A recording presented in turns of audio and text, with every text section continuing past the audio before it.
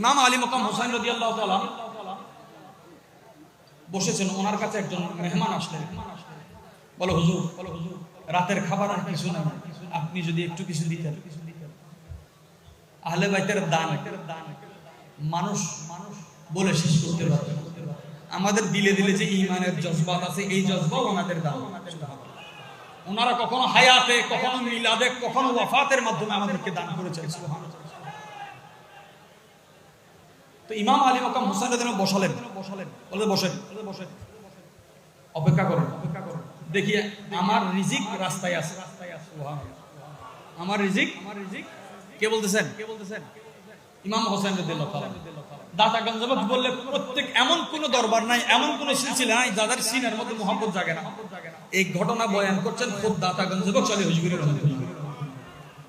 ইমাম আলী মাকাম বললেন, আমার রিজিক রাস্তায় আছে, অপেক্ষা করেন। কিছুক্ষণ পরে পাঁচটা থলে আসলো, এক এক থলেতে 1000 স্বর্ণ মুদ্রা।